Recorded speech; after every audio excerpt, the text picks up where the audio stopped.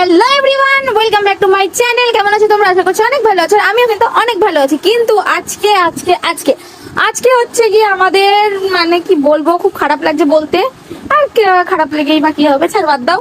আজকে হচ্ছে কি আমাদের একটা শ্রাদ্ধ বাড়ি নেমন্তন্ন আছে, তো সেখানেই যাবো। এর জন্য স্নান করে রেডি হবো। এবার স্নান করে চলে এসেছি, চলো রেডি হওয়া যাক। এমন কিছুই করবো না বাবা, অনেকে তো দেখি গেট রেডি শুট করে।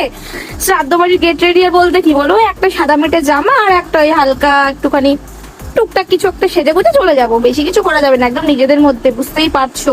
নয় আমাকে নিয়েও কিন্তু অনেক অনেক মানে রোস্ট হয়ে যাবে, কি দরকার এইসব গুলো করার। ছাড়ো বাদ দাও, তো চলো রেডি হই এবার। তো দেখো আমি কিন্তু রেডি হতে বসে পড়েছি। এই ড্রেসটা পরবো আমি আজকে, হালকা পাতলাই পরবো, বেশি কিছু হেজা গেজা পরবো না। খুব সিম্পল ভাবেই যাব, কারণ নিজেদের মধ্যে বললামই তো। তো আমি স্নান করে চলে এসেছি, মুখে একটা ময়শ্চারাইজার মেখে নিলাম, আর হালকা করে একটুখানি লিপ বাম দিয়ে একটা টিপ পরে কিন্তু আমি রেডি শ্রাদ্ধ বাড়ি যাওয়ার জন্য। ব্যাস এনাফ, এত দূরই ঠিক আছে ভাই। আমার কাছে তো মনে হয় এত দূরই ঠিক আছে। এর থেকে বেশি হলেই একদম একটু বেশিই হয়ে যাবে। আর যেহেতু বাড়ির একদমই কাছে, তাই জন্য এরকম একটা সিম্পল ড্রেসই পরেছি। আর যদি দূরে কোথাও হতো তাহলে একটা নিশ্চয়ই থেকে একটুখানি বেটার পড়ার চেষ্টা করতাম। এবছর জানো তো, এর জন্য তোমরা আমার কোনো মানে শিব ঠাকুরকে জল ঢালার কোনো মানে ভিডিও দেখতে পাওনি।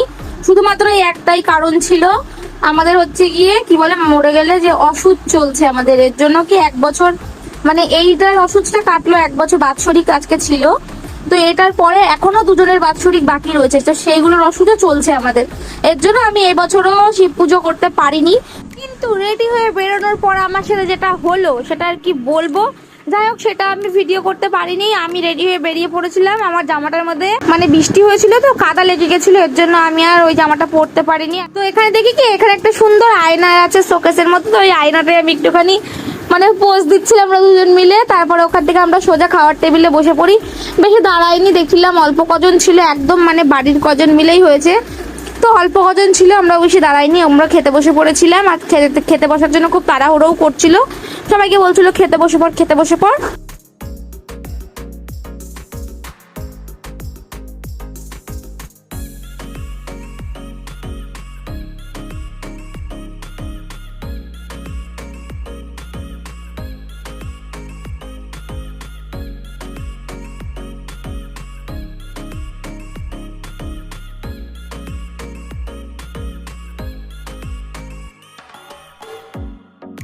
শ্রাদ্ধ বাড়িতে কি কি খেয়েছি আর বললাম না, তোমরা তো দেখলেই কি কি দিয়েছে। আর 5টা শ্রাদ্ধ বাড়িতে যা যা দেয় এখানেও সেম তাই দিয়েছে।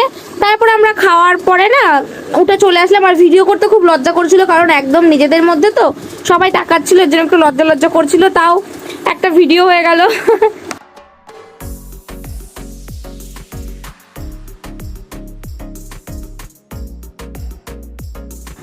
তো যাই হোক, ভিডিওটা এত পর্যন্তই। কেমন লাগলো জানিও, ভালো লাগলে একটা লাইক করে চ্যানেলটা সাবস্ক্রাইব করে দিও। টাটা। এখনো খাচ্ছে, আমার খাওয়া হয়ে গেছে।